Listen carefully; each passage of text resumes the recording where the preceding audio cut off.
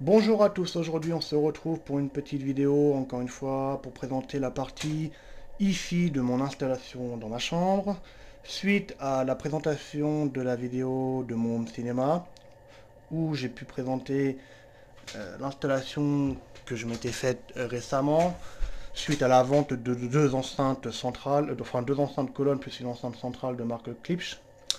L'argent m'a permis du coup de faire l'installation de cinéma, mais d'un autre côté m'a permis d'acheter aussi deux enceintes hi-fi pour écouter la musique, aussi également pour regarder des films de temps en temps, mais c'est pas ce qui est le plus adapté, et donc d'avoir mon petit coin musique.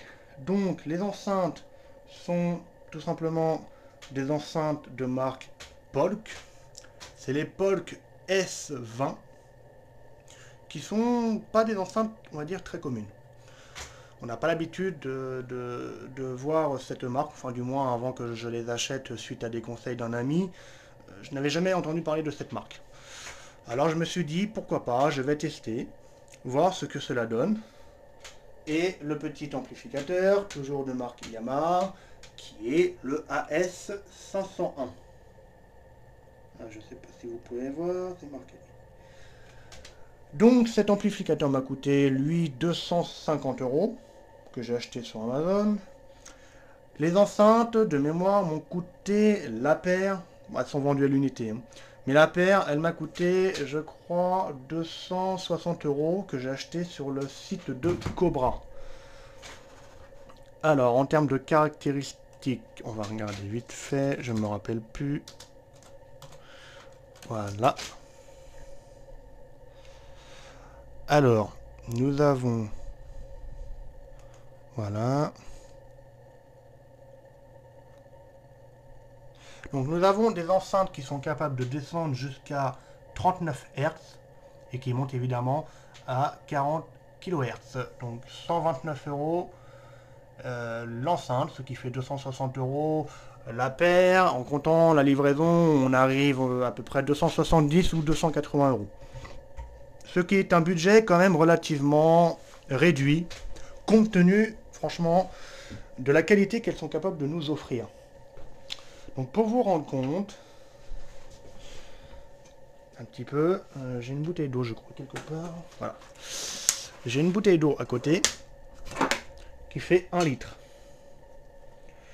Donc comme ça vous pouvez vous rendre compte facilement un peu de la taille de l'enceinte, qui est quand même assez imposante et qui dispose du coup forcément d'un volume de caisse assez élevé.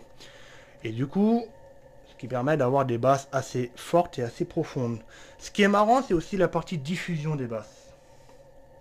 Comme vous pouvez le voir ici, je ne sais pas trop si ça se voit dans la pénombre, mais en gros, nous avons les vents qui est rond et nous avons une partie plastique qui permet du coup de diffuser les basses à droite, à gauche, en haut et en bas.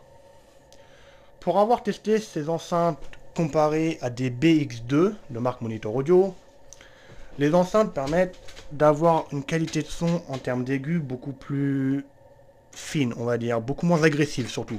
Enfin, peut-être pas fine, mais beaucoup moins agressive. Et en termes de coffre, en termes de basse, nous avons des enceintes qui sont capables de restituer de très bonnes basses avec un haut-parleur de 16,5 cm. Voilà. Ces enceintes sont donc, pour moi, d'après mon expérience, maintenant ça fait 2 mois que je les ai, des enceintes qui sont vraiment très qualitatives. C'est également aussi des enceintes qui sont très intéressantes au point de vue de leur prix, qui est pour leur gamme assez bas, j'ai envie de dire, puisqu'elles peuvent jouer, je dirais, avec des enceintes qui se situent plutôt dans les 300-350 euros, alors que celle-ci se situe plutôt à 260 euros. Donc, elles disposent déjà d'un prix attractif, et en plus, maintenant que je les ai essayées correctement, et que j'ai pu calibrer un petit peu le son, parce que il est important quand même de calibrer vraiment la partie son qui est envoyée, la partie audio qui est envoyée à votre amplificateur, vraiment pour affiner les éventuels défauts, on va dire, de ces enceintes.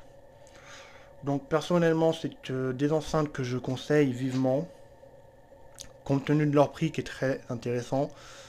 La taille par contre est un petit peu imposante. Comme vous voyez, elles sont posées sur mon bureau.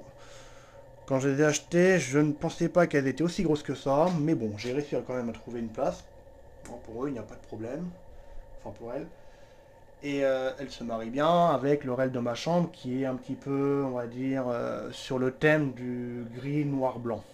Étant donné que j'ai un petit peu de tous ces nuances. Donc si on prend un petit peu de recul, voilà, nous avons des enceintes qui s'intègrent bien dans le reste de la chambre. De mémoire, elles sont disponibles qu'en coloris blanc ou en coloris noir. Donc on n'a pas vraiment beaucoup de coloris. Je ne crois pas qu'elles soient disponibles en coloris merisier, c'est-à-dire couleur, on va dire, bois. Je vais vous faire une deuxième petite vidéo avec la partie test du son pour que vous puissiez vous rendre compte du son globalement, puisque évidemment par caméra on ne peut pas se rendre compte aussi bien qu'en vrai. Mais comme ça vous allez pouvoir voir un petit peu ce que ces enceintes sont capables de donner. Donc on se retrouve pour une prochaine vidéo pour faire le test du coup sonore. Je vais mettre le lien de cette deuxième vidéo en notification, enfin en suggestion en haut à droite de l'écran et dans la description de la vidéo. Merci.